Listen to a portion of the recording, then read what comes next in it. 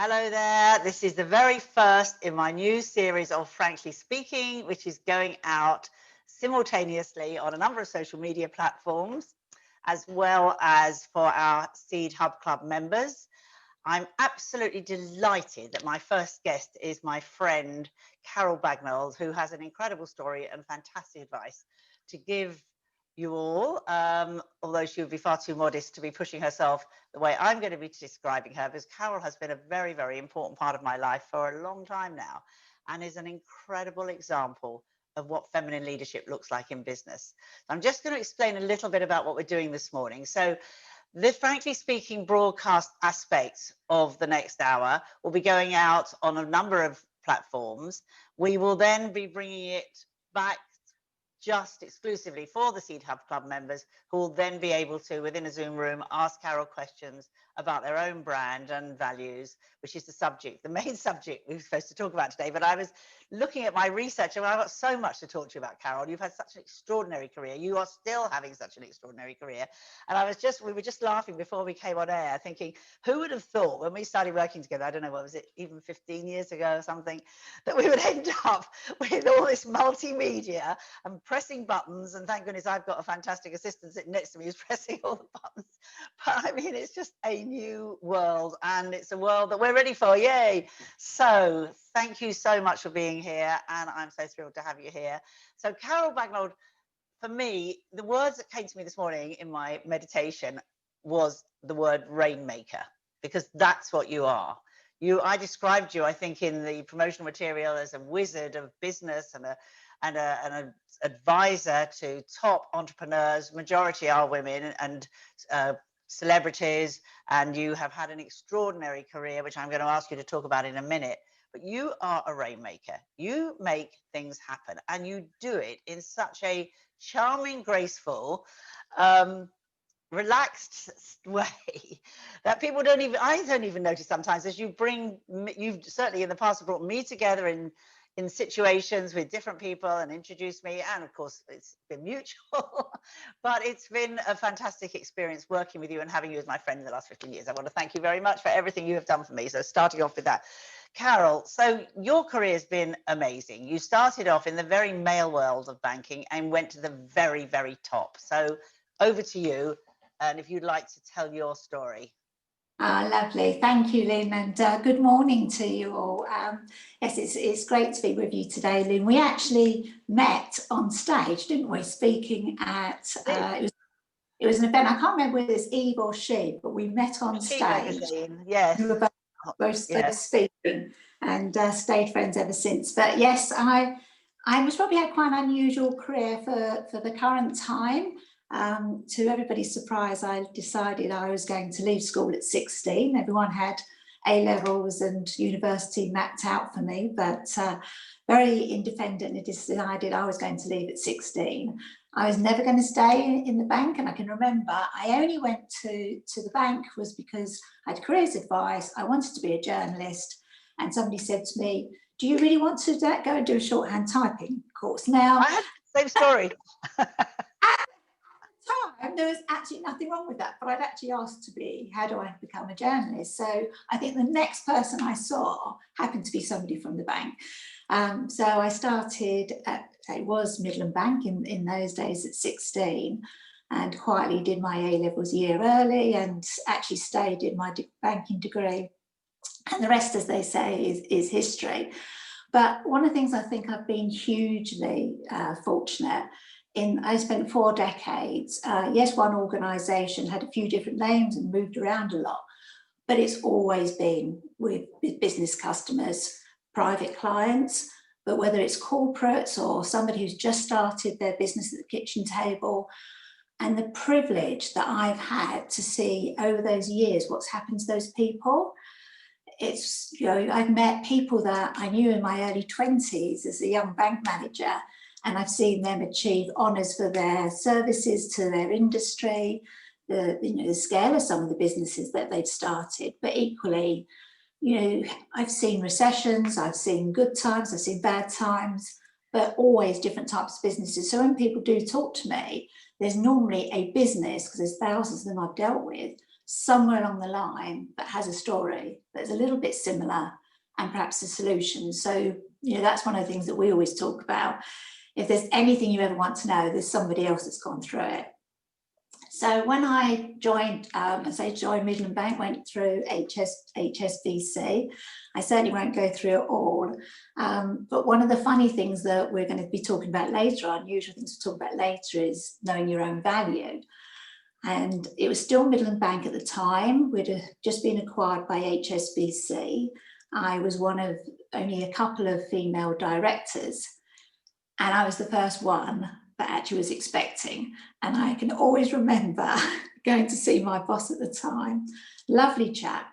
And he said to me, he didn't want me to go. He was so nice. And he just said, Carol, anything that you would like, I will arrange. I really want.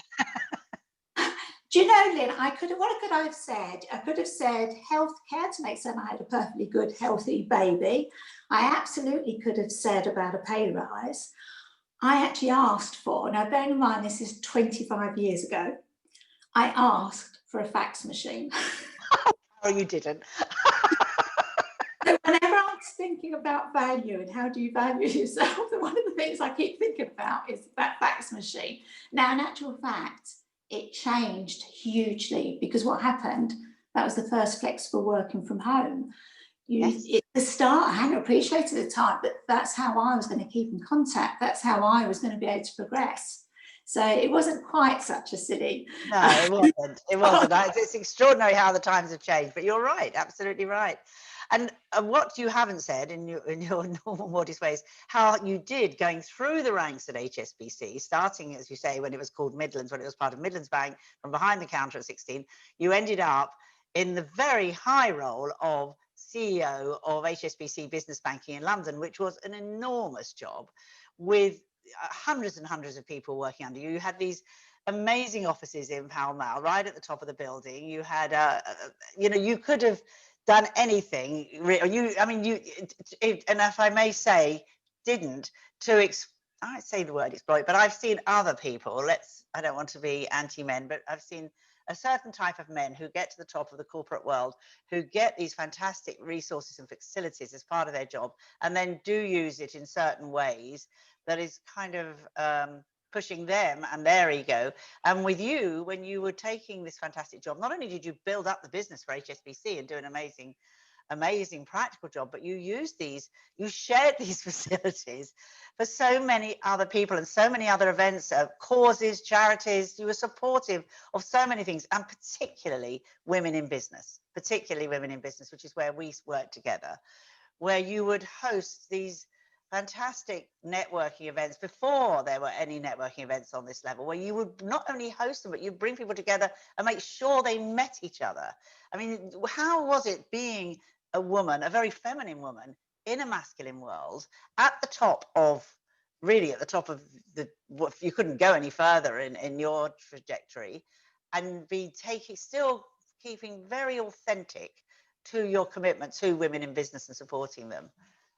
Does that all make sense? Yeah, and it's interesting. To be honest, as I was coming through, it's only when you look back, when I was coming through the ranks, I was more conscious of my age because I was always the youngest. Now I would love to think I was that, but at the time I was hugely conscious of age more than anything. And on top of that, obviously being female and meeting some customers for the first time, I was usually the first time they'd seen a female bank manager or a female senior leader. But to me, I think it's always focused on the outside. It was never about me. I was always That's what I was trying to say. Yeah, genuinely interested in people, and it's fascinating if you talk to people and use, the 2 ears that we have to listen. You find such incredible stories, and I think I fell in love with hearing about people's stories about their lives, and it wasn't always good. It was some really difficult things, but how people were able to be resilient and they bounced back. And some of the ones that had the worst disasters ended up creating the greatest value. Now, I'm not taking, just financially, it was about wider than that. So to me, it was always about how can you connect people? I didn't have all the answers. I mean, I was always, and even today, we're GPs, and then we point people in the right direction. But we have a huge network, and I think I realised the value of the network. And that was thousands of different people achieving thousands of different things across different sectors. And I tended to try and bring people from different sectors together. So there was a time where if you were in an accountancy, you'd stick with all the accountants, except at networking, and you'd go after all the businesses. So to try to sort of mix people and then just see what happens, and you see the magic. You so did. I mean, it was extraordinary, the people that you brought together, and all shapes and sizes, and from all the industries that you were very involved with. Because of course you got very involved with the fashion industry. I guess that's a little bit through me, and you know, we worked together, and you then became very involved with the British Fashion Council, with the Export Institute, the BKCEC, which you became on the board of.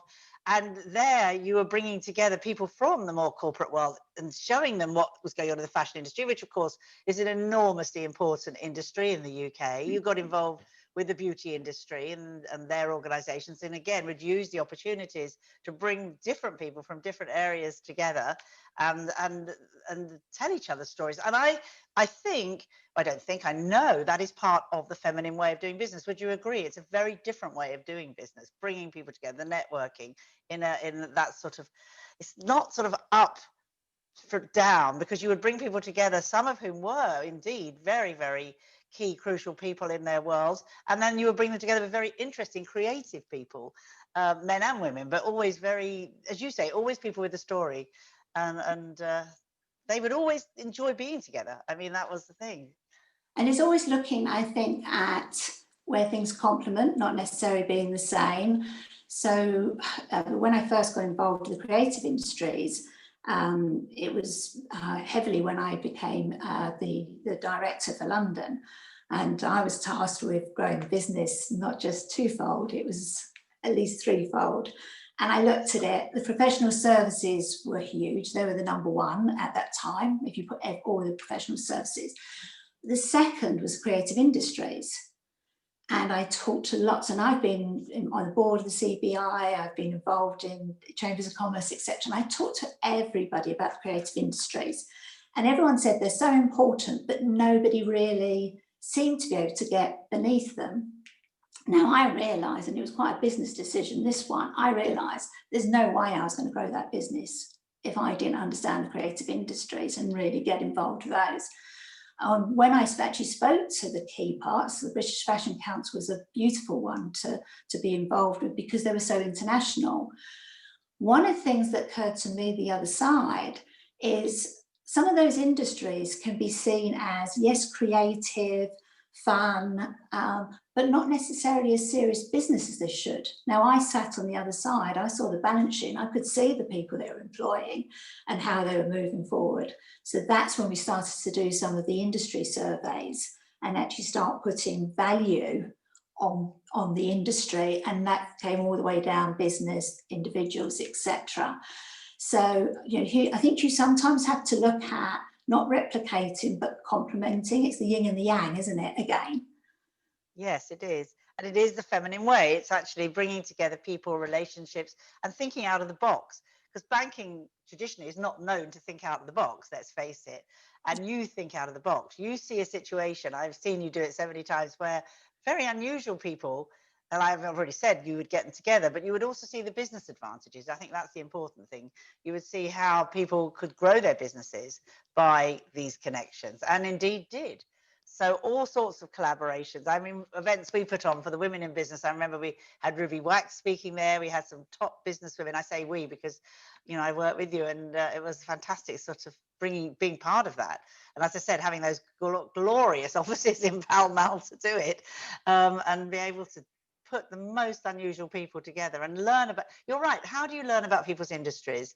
You can sit on one side of a big desk and you can hear what they say to you, or you can build a relationship, and building relationships is the feminine way of doing business, part of it. Don't you agree? Absolutely, absolutely. And this comes back again to the core of how do you value? And it is difficult. It's difficult. How do you value yourself? And I'm not just saying, again, financially, but the whole way. And I think perhaps this can be the feminine piece, because we look at the whole piece. But industries sometimes struggle with that, and certainly sometimes businesses do struggle with that.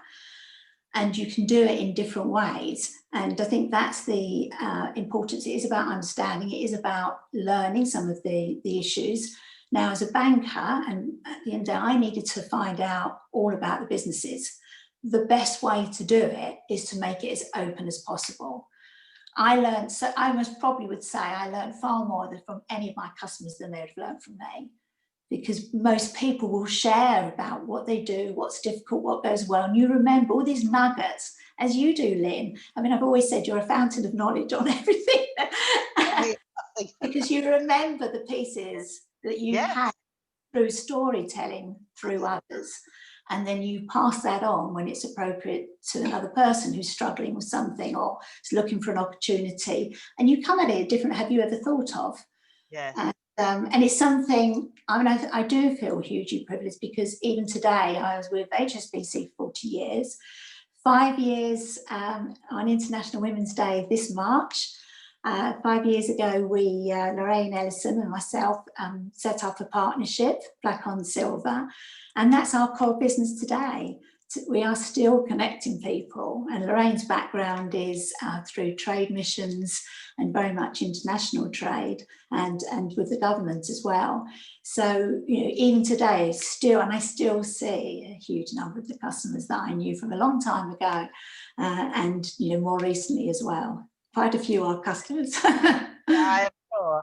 And let's talk about some of the work you're doing with Black on Silver, because it's also very unique. I was trying to think, how do I describe what you and Lorraine are doing at Black on Silver, because it really is unique. And I think rainmakers are the best thing I can say.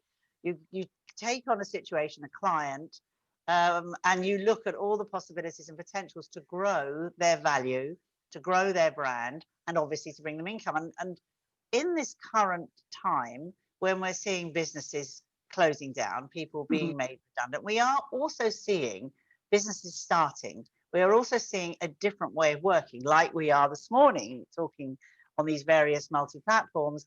And it is an opportunity, as much as it is the depressive side of it. It is actually in so many ways right now an opening of doors. So let's talk about one of your projects, because I know you've talked about it before, that you're working on with Kelly Holmes and her app, and how that's become absolutely brilliant for today's world. Do you want to explain? Yes, I think everyone will know Dame Kelly Holmes, double Olympic champion, and does huge amounts of public speaking, lots of other things. But she's also a businesswoman, and had several different businesses. But one of the things I've been working on is she does a lot of fitness, wellness, mental health. People know Kelly for mental health. And she's always did a lot of speaking to lots of large audiences, but she always felt when she went away, they weren't left with something. And this was the aim of the app. It's a corporate wellbeing app.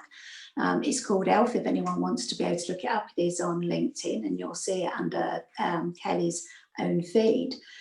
Now, when we were looking to bring this in, we didn't know about lockdown, about virus. This was, you know, before March that this was coming in. And so we thought, actually, this is the best time to actually bring this in, because it has a communication platform, it's online, you can have people keeping in contact with each other, you've got fitness from desk exercises through to a lot more. And so we made the decision to actually launch it in lockdown, and immediately we launched it. The first PLC was signed up. So it's an extension of her brand, but takes it to far more people. It takes her further than just speaking on a stage. Yes. But it's interesting you're saying, you know, what people are dealing with at the moment. We already had a couple of our brands were going online that had never been online before, simply because they couldn't keep up with the demand. So the only way they could interact with people is to put it online. Now, thank goodness we did that, because when this happened, it was a lifesaver. But they can, you know, when you have some negatives, so one of the negatives people say, well, what about actors and film people? You know, it's really difficult for them, people that perhaps have done speaking at physical events, and we look after a lot of experts that do that. Well, interesting, if you turn it around, when we look at negotiating and talking about what they can do in today's environment, suddenly they're more accessible. Their fees are less because it's on Zoom. They've not got the travelling there. You're not paying for them to go all over the country to do it. And actually it becomes more personal because they can interact on Zoom rather than a great big stage. So suddenly we've changed them from only doing physical events to suddenly coming online. And that could have been a huge hole for some people because that is their main income. They speak. Yeah. And I quite enjoy the challenge when you have something that's really difficult. Well, there's always a solution. You might not know it, but somebody can help you somewhere. You've just got to either think of it yourself, or you go and talk to a lot of people and they will help you. And I know, like me, you enjoy the challenge of learning new things all the time.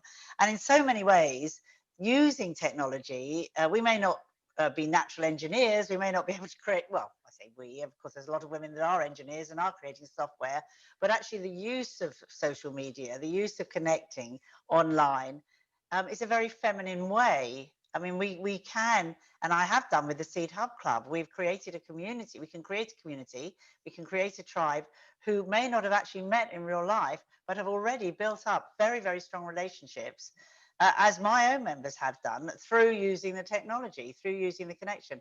Back to the actors thing, in fact, one of the Seed tribe has got a very large actors agency, and she's converting it and training them to do voiceovers. So again, and starting a new brand. Again, in every situation, one has got to, I'm sure you agree, be creative and flexible and kind of go with the flow. And again, I have to say, I think it's a feminine way of doing things, that we can be flexible and we can say, well, that doesn't work in the current situation, but if we tweaked it, if we do it like this, we can do it a different way. So I think, don't you think so? Absolutely. And I think as well as looking at, I mean, you asked, one of the things is about what do we actually do? And there's a variety. I mean, 60 to 7% of our clients are businesses. And then we have a private portfolio of well-known people and of leading experts. But one of the things that businesses often ask us for, I said we were GPs, I would say we fast track and we also problem solve. Yeah. So it could be they're trying to get into a country with a new product, or it could be they're trying to sell their business, they want to increase their profile, etc. So we do that. Now, one of the channels has to be social media. And I'm not an IT or social media expert by any stretch of the imagination. But when you don't know too much about it, you actually learn more because you keep an open mind. And I think I actually talked to you about one little nugget we found out really quickly. We had one person that wanted to change their online profile. And when I say online profile, what people knew about them, what their story was, etc. Wikipedia was on there and it was totally wrong. And you have all these things that, written about different people. So it's quite a challenge. And almost by accident, suddenly realised, if you look at the platforms, you've got LinkedIn, obviously, which we're speaking on at the moment, Facebook, which we're speaking on at the moment, Instagram, Pinterest, and you've also got Twitter, and everyone has different views about all of them and how they use. The one little piece that I found out very quickly, if you want to curate your story and you want to do it quickly, is Twitter, because it's the only one of all of those platforms where you don't have to log in. So if you Google somebody's name, when you Google the name, if they're active on Twitter, when I say active, they only need to do a couple of posts, that comes up. Now, that took seconds to suddenly realise that we could change somebody's story by feeding through to Twitter and then feeding into the other platforms. LinkedIn, obviously, as I said, you have to be a member to go in and do it, but and we used all of them. So just a little nugget is to look at your online and how can you change it. And I think the power of the social media is you can curate your own story. Now, Lynn, your background, I mean, look at what you've done all over the years and didn't have that ability. I'd love to see what you could do today. We always said I had a reunion conversation with about 20 women and one man that used to work at Lynn Frank's PR literally on Sunday, sadly, we'd come together because we'd lost a dear friend over the holidays. Wow. But we started remembering what we were doing 30 years ago when we were the leading PR agency representing all the big brands and fashion designers. And we were saying, if only we'd had social media. I mean, we didn't even have emails. Everything had to be written out by hand. We'd be delivering it, down to their offices by messenger. I mean, it was so, like you were talking about fax machines. We were saying the same. What could we do now with all this technology and constantly changing technology? And as you say, understanding which platform to use for which things. I love it. I'm really enjoying the journey. So we're almost coming up to the end of our LinkedIn session. I've got some lovely quotes here. Debbie Cameron, who's a businesswoman I know, who's based in Mallorca, is saying she has the same story and fabulous energy. And Celia Dunn, from Regis, who's a great friend and was my partner in setting up Beehive, the women's business club we did together. She's saying she is really finding it interesting, and she's going to be recommending Black on Silver and the Seed Hub Club, of course, to everyone. Celia is also somebody who should come and talk here because she's a woman in a man's world of offices. Anyway, we will be talking. So we're going to come to an end on this particular part of the morning. So what I'd like to ask you is, if you could, I'd also like to ask you what day it is today. You said you looked up what day it is today, so I want you to share that. But also, if you could do one recommendation on how to value yourself, how to value your brand. It's a bit, I didn't tell you I was going to ask you that. It's a bit of a hard one, but because there's so many aspects, I know. But two. All right, you can take as many as you like. I do two things. The reason I got really interested in this is partly as my job, I had to value brands and have a look at it. But actually it was from some quite negative things I noticed. And it's not just a gender thing, this goes across. People would often start conversations saying, I'm only a small business. So women particularly. Drop the negatives. Small business counts for a huge amount. You might have to have a bit of an army to do it, but it counts for huge. Staff would say to me, I'm just key time. I don't care what hours they do, it's what they do in the hours, how brilliant they are. That's what I was interested in. So then I'd look at the language you use, because it's a bit like the story. If you don't love yourself, you have how you articulating your story. And a simple thing, you don't have to show off, you don't have to boost things. Just stop saying the negatives or the putting down. And you'll notice it all the time, how many people say only or just. And they say it at all levels, including... So brilliant. And also, but. Did you just say the word but? Or I missed that one. But when I was doing my learning about doing training with Seed and how to encourage and teach women how to start their own businesses, when I wrote the Seed Handbook, and then I was doing a whole series of content, which I'm still using, one of the trainers said to me, never put the word but when you're writing in an email, in anything, but, and that's a huge bit of fantastic advice.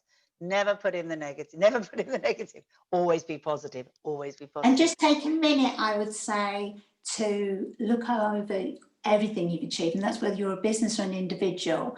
And I was talking to somebody last week and actually said the huge influence they had on an area and the impact they must have had over all those years. And I think we sometimes forget. You either just look at the financials, or you might look at how many people you employ, but what have you done over your lifetime? Think about it. So just take that time. We do it for forward planning about where we want to get to, or a business where they want to get to. But where have you actually been? Don't live in the past, but make certain you recognise and give value. Because if you don't give value to that, how is anybody else even going to know about it? So I'd just say, just take a couple of minutes and think about what you've achieved. Absolutely brilliant. Thank you so much. Well, we're not finishing yet, because we're going to be moving over to the Seed Hub Club, where our members will be asking you questions, and we're going to be going in more depth. But thank you so much, because we'll be coming off now the other social media platforms. But I just want to say that is the first in Frankly Speaking, and I will be back on a regular basis live here on LinkedIn and on Facebook, and I will be interviewing others of my friends, wonderful, clever, smart, brilliant women, Carol being a prime example, and also talking about what's going on in the world today and how we can be positive and how we can be flexible, and I'll be using some of my seed exercises and workshops, mini workshops, to bring into the conversation. So thank you very much, all of you who are on StreamYard, who are on the various social media platforms. I will be back on a regular basis once a week, and I'll be announcing that soon. And I know lots of people will be on catch up, so I look forward to seeing you next time. Thank you so much, and we'll say goodbye to this particular audience, and we'll move back to the Seed Hub Club. So have a great day. Bye.